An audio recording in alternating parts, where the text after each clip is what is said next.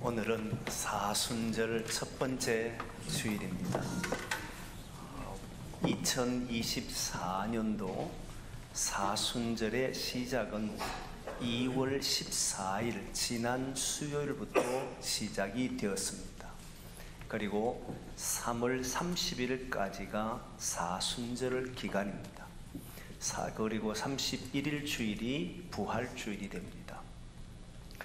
2월 14일에서 3월 30일까지의 날짜를 계산해 보면 46일이 됩니다.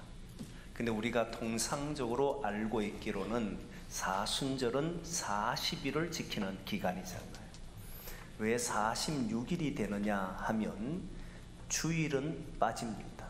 주일은 예수님께서 부활하신 날이기에 금식, 슬픔, 근신 이런 것들을 가지면 안 돼요. 승리의 날이기 때문에 주일은 사순절에 포함되지를 않습니다. 5주를 사순절 주일이라 그러고 첫 번째, 다섯 번째 주일까지 5주가 사순절이고, 그리고 마지막 주일을 우리는 종려주일이라 이렇게 불러요. 그래서 6일을 빼면 40일 동안 지키는 것이 사순절기가 됩니다. 저는 2024년도 사순절 절기를 어떤 말씀으로 나눌 것이냐면 겟세마네 동산의 기도를 가지고 약 5주에 걸쳐서 말씀을 하려고 합니다. 예수님께서 십자가 달리시기 전날에 세 가지의 일을 하시는데 사건이 일어났는데 그 중에 하나가 제자들의 발을 씻기는 사건을 행했습니다. 그 사건이 있었지요. 그리고 저녁 식사, 최후의 만찬이라고 하는 식사를 하시면서 성만찬을 제정하셨습니다. 평상시의 식사와 다른 성만찬이라고 하는 독특한 식사 방법을 보여주셨지요. 그게 성만찬입니다. 그리고 마지막 하나가 겟세마네 동산에서 제자들과 함께 기도하는 내용입니다. 이 세 가지의 사건이 십자가 달리기 전날에 이루어진 내용입니다.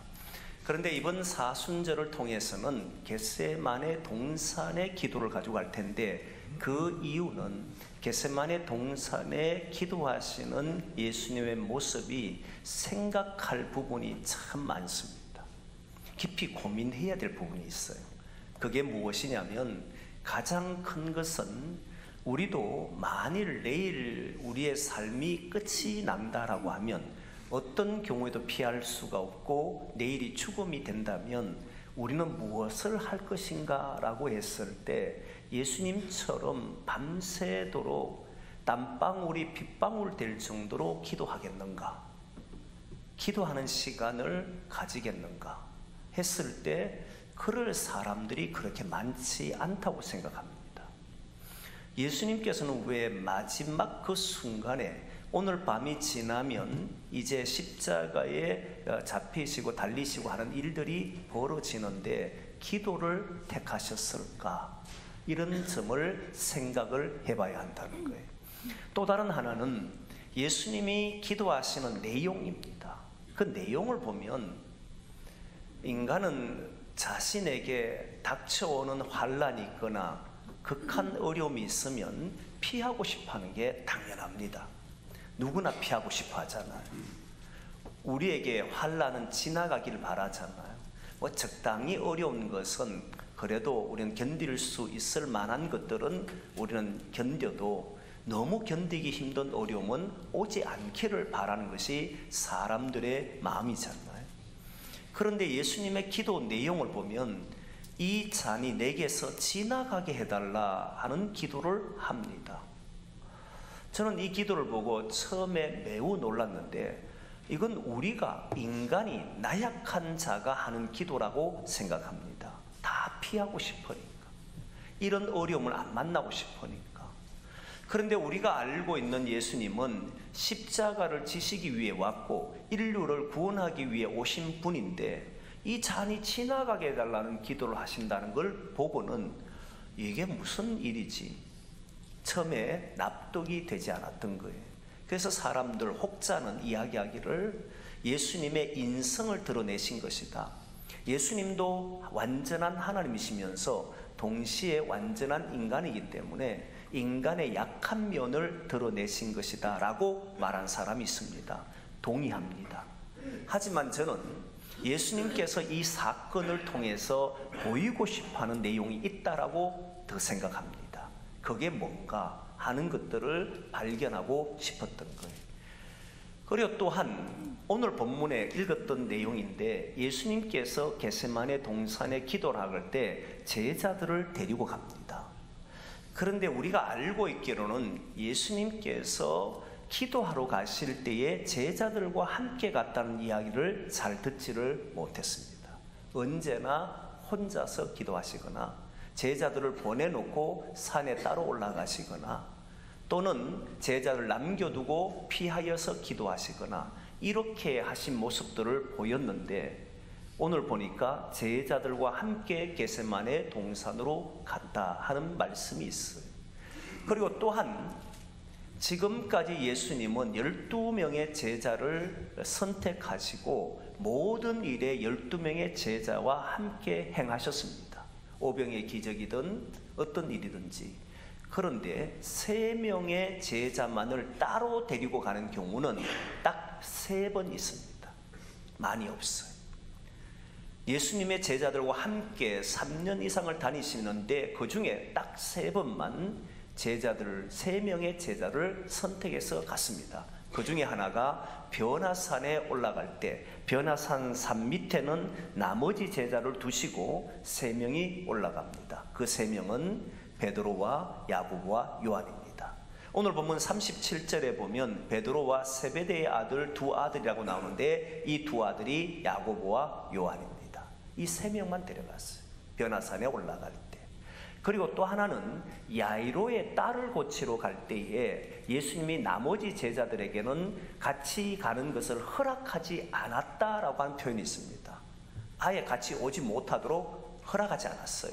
그리고 3명만 데리고 야이로의 집에 들어갔던 겁니다. 그 내용을 보면 그 사람이 예수님의 제자들이 따라간 경우는 이렇게 한 번 있었다는 거예요. 총 변화산과 그리고 야이로의 딸, 마지막 하나가 오늘 본문이에요.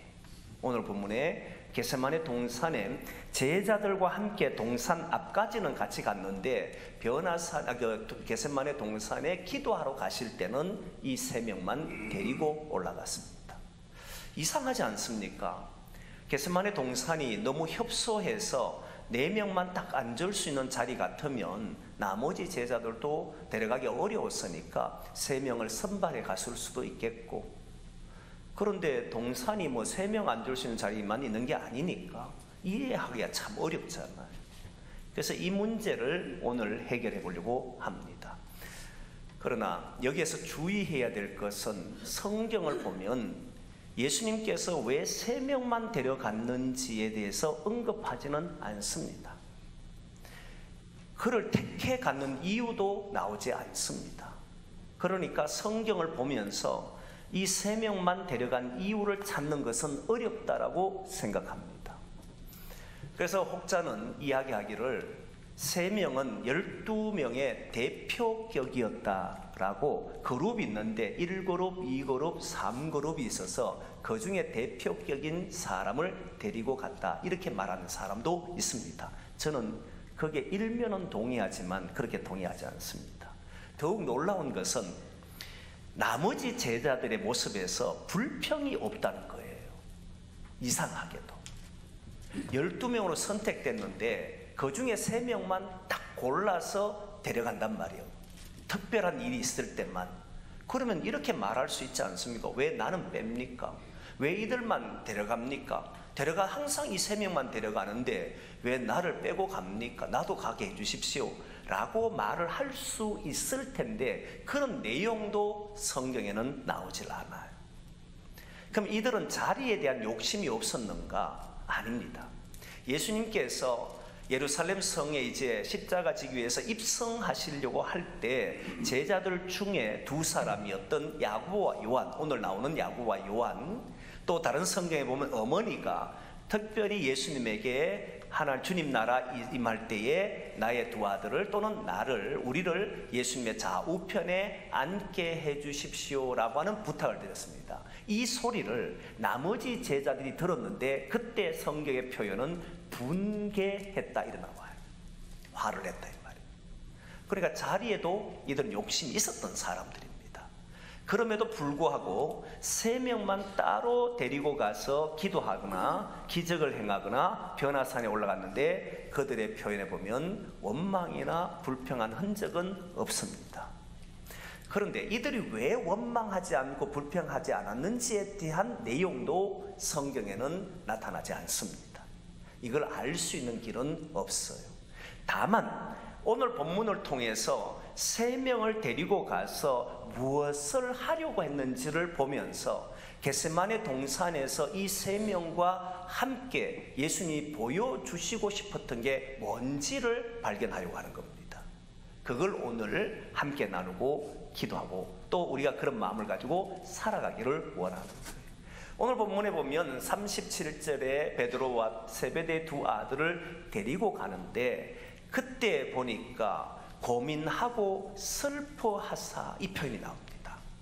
고민하고 슬퍼했다라고 하는 이 표현은 우리나라의 성경에서는 또는 단어에서는 고민하고 슬퍼했다니까 아 그래 고민하고 슬퍼하셨구나 이 정도지만 원문에 보면 헬라에 보면 이 표현은 고민하고라고 하는 이 표현은 어떤 표현이냐면 극도의 불안과 극도의 두려움 속에서 나타나는 표현이에요. 우리도 보면 고민할 때가 있는데 뭐 적당한 고민도 할 때도 있고 너무 불안해서 너무 두려워서 어쩔 줄을 몰라 하는 그런 고민할 때가 있잖아요. 머리를 막 싸매고 고민하는데 답이 없어서 괴로워하고 그게 얼굴에 표현될 때 두려워하는 모습, 공포를 느끼는 모습 이런 모습을 가진 것을 이야기할 때 오늘 헬라에서는 바로 고민하사 이렇게 썼던 거예요. 저는 상당히 놀랐습니다. 예수님이 극도로 불안하셨다? 여러분 이해됩니까? 예수님이 극도로 두려워했다. 그게 얼굴이나 모습에 드러난다? 내가 믿는 예수님이, 우리가 알고 있는 예수님이, 그리고 심지어는 내일 십자가를 질 때 보면 이런 모습이 하나도 없단 말입니다. 그런 예수님이 십자가를 치러 오셨고 죽으러 오신 예수님께서 인류를 구원하시기 위해서 그 길을 가려고 하시는 분이 지금 전날에 두려워서 그것도 극도로 두려워서 이렇게 나타난 모습을 우리는 어떻게 이해해야 되는 것인가 하는 문제가 발생되잖아요. 그리고 여기에 슬퍼하사라고 했을 때 이 슬퍼하는 내용도 슬펐구나 하는 정도가 아닙니다. 갈피를 잡지 못할 만큼 극도의 깊은 슬픔 속에 빠져 있는 상태를 보고 여기에서는 슬퍼하사 이렇게 썼던 거예요. 여러분 우리도 살다 보면 너무 깊은 슬픔에 빠지면 누구 소리도 들리지 않고 그리고 어떻게 해야 될지도 모르고 깊은 슬픔 속에 그냥 통곡하는 그런 정도의 슬픔을 경험해 본 때가 있지 않습니까? 그런 상태에 예수님이 있다는 거예요. 너무 처음에는 당황을 했습니다. 그래서 많은 주석학자들은 여기에서 예수님의 인성을 그대로 드러낸 것이죠. 예수님도 우리처럼 슬퍼도 하시고 걱정도 하시고 고민도 하시는 분이시다라고 이야기를 합니다. 근데 저는 그 차원을 넘었어야 한다고 생각하는 사람이에요. 분명히 저는 이 모습을 통해서 제자 3사람에게 보여주고 싶은 것이 있다고 생각합니다. 무엇이냐면 이제 예수님께서 이 기도 후에는 바로 잡히시게 되고 그리고 십자가에 달리게 됩니다. 그런데 이 현실이 누구의 현실이 되느냐면 제자들의 현실이 됩니다. 제자들이 마주하게 될 현실이 뭐냐면 내가 따랐던 예수님께서 십자가에 잡히신단 말이에요.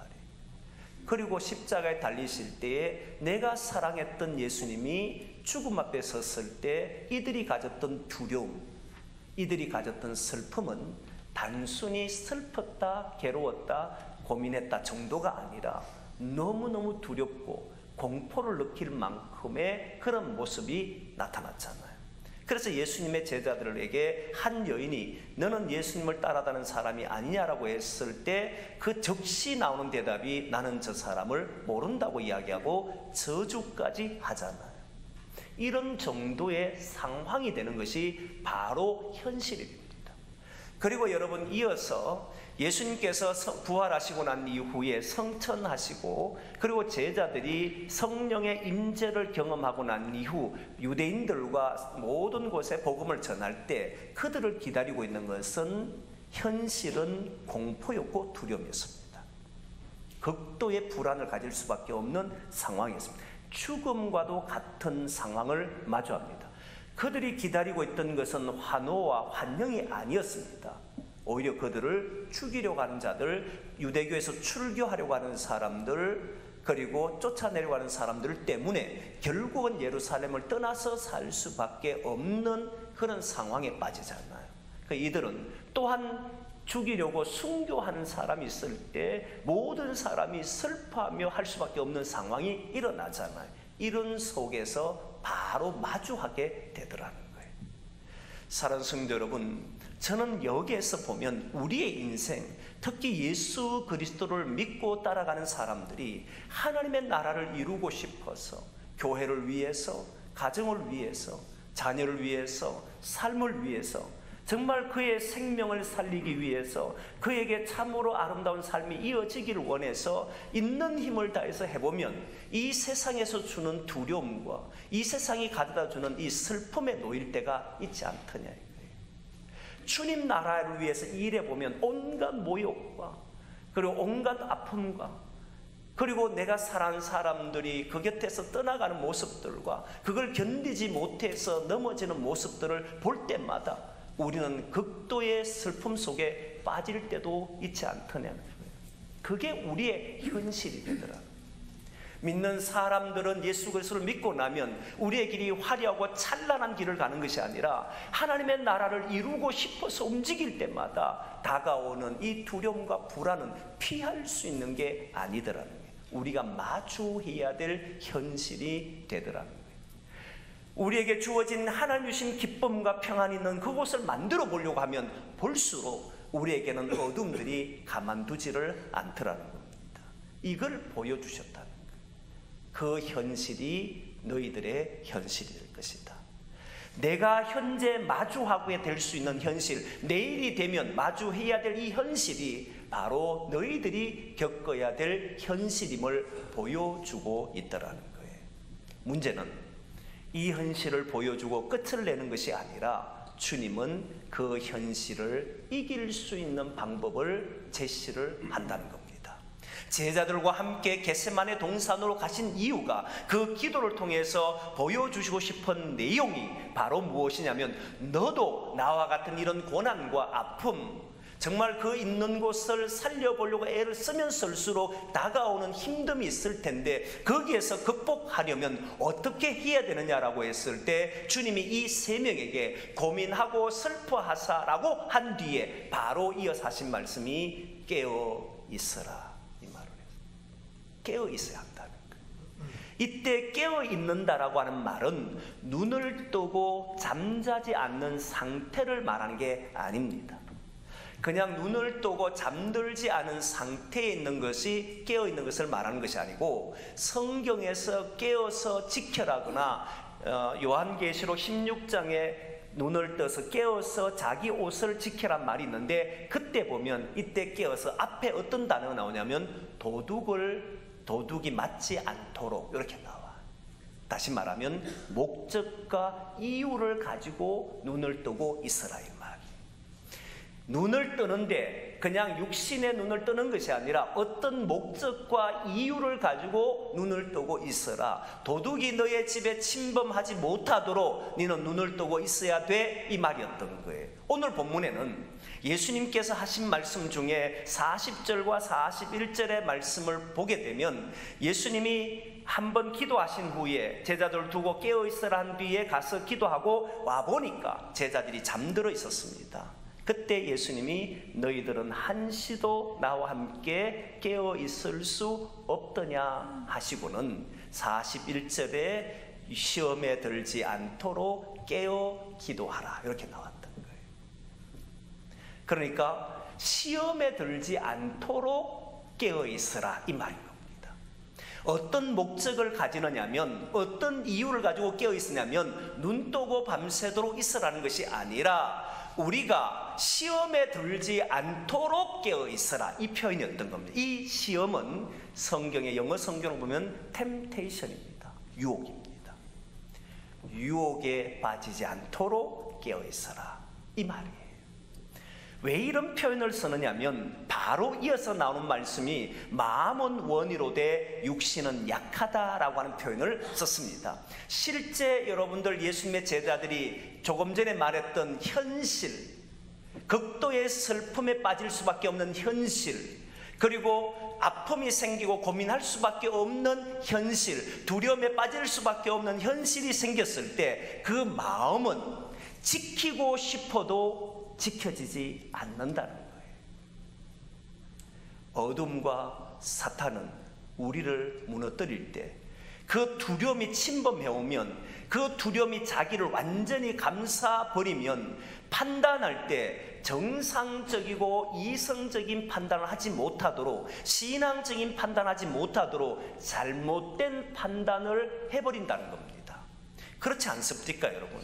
두려움이 임할 때, 극도의 슬픔이 임하면, 감당할 수 없는 슬픔이 임하면 사람은 잘못된 생각을 너무너무 많이 한다는 거예요.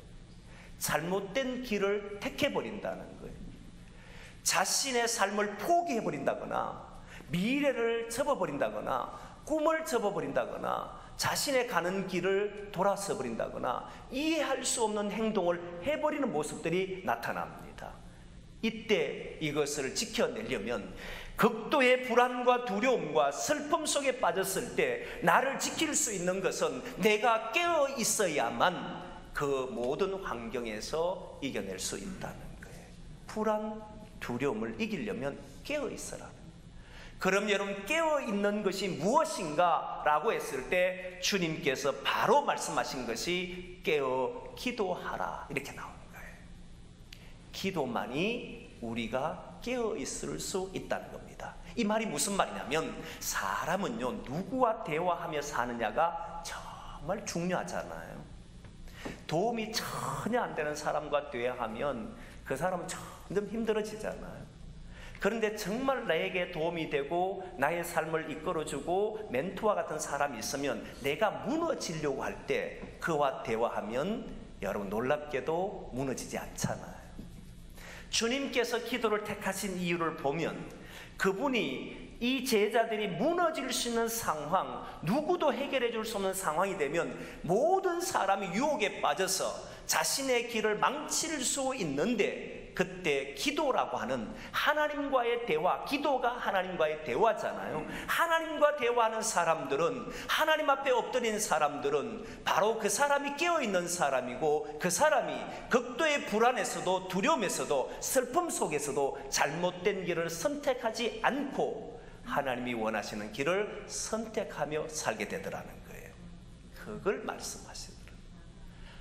제자들에게 보여주고 싶었던 것이 너의 현실이 이런 현실이 될 텐데 그 현실에서 우리가 견디고 이겨내고 바른 길을 걸어가고 거기에서도 흔들리지 않고 거기에서도 똑바로 자신의 자세를 잡고 어떤 것 앞에도 넘어지지 않고 살 수 있는 길이 무엇이냐면 네가 하나님과 대화할 때라고, 하나님 앞에 기도할 때가 너 자신을 지킬 수 있는 길이라고 오늘 말씀하시더라고요. 아멘.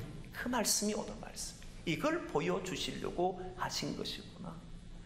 이 속에 우리가 있어야만 우리는 어떤 상황에서도 감당할 수 있는 것이고 실제 이길 수 있는 것이구나. 내 힘으로 도저히 안 될 때, 이미 극도의 불안과 극도의 슬픔이라는 것은 자기의 힘과 능력으로는 감당이 안 된다는 거잖아요.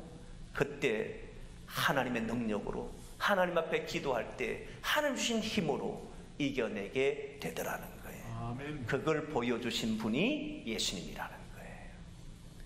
제자들을 데려가신 이유가 여기에 있었다는 겁니다. 저는 이 본문을 통해서 두 가지를 깨닫습니다. 하나는 여러분, 우리도 잘 알지만 너무 힘들고 너무 어려우면 기도도 안 돼요. 그렇잖아요. 너무 괴로우면 모든 것을 할 수가 없어요. 그런데 오늘 주님이 너무 참 감사한 것은 평상시에는 혼자 기도하시던 예수님께서 이번에는 3명의 제자를 데려갑니다. 나를 위해서 깨어있어라. 나를 위해서 기도해달라. 이 말을 하잖아요. 예수님이 누구의 기도를 받으실 이유는 없잖아요. 그럼에도 불구하고 예수님은 이 3명의 제자에게 정식으로 기도해 주기를 도움을 청하지 않습니다. 여러분, 우리가 지쳐 있을 때, 넘어져 있을 때, 도무지 해결되지 않을 때, 그때 우리와 함께 기도해 줄 사람이 있다면 그는 거기에서 이겨내는 줄 믿습니다. 그래서 예수님이 함께 겟세마네 동산으로 가사 이렇게 나온 거예요. 함께 신앙할 수 있는 사람이 복이 있는 겁니다. 함께 기도해 줄 수 있는 사람이 곁에 있는 것은 우리에게 어마어마한 힘이 될 겁니다. 그래서 여러분, 우리들이 서로 기도해 주고, 저 사람이 기도할 수 없어서 넘어지면 내가 깨어서 기도해 주는 그런 성도들이 되기를 소망합니다. 그리고 두 번째는 조금 전에 얘기했던 것처럼 우리가 극도로 슬퍼하고 괴로워한 상황이 있을 때 우리가 기도만 한다면, 기도를 통해서 주님과 대화하기만 한다면 우리는 현실의 상황을 능히 이겨낼 줄 믿습니다. 이 믿음을 가지고 이 사순절을 보내는 거예요. 혹시 가정이나 자기 주변의 사람들이 힘겨워하고 어려워하고 불안해하고 두려워하는 사람이 있다면 여러분들이 기도해 주시고, 또 여러분들이 그런 상황이 있다면 나를 위해 기도해 주는 사람들이, 동력자들이 있기를 바라고, 동시에 우리도 거기에서 하나님과 대화함으로써 우리 자신도 주님 주신 은혜와 능력으로 잘 감당해서 우리 주변과 우리 자신이 살아나는 그런 복된 그런 삶이 이 사순절 기간이 되기를 원합니다. 그래서 주님 주신 능력으로 사순절 40일의 시간들을 함께 보내기를 소망합니다. 기도가 우리를 이기게 하고, 기도가 우리를 현실에서 감당하게 하는 줄 믿고 함께 기도하는 저와 여러분 되기를 소망합니다. 기도하겠습니다.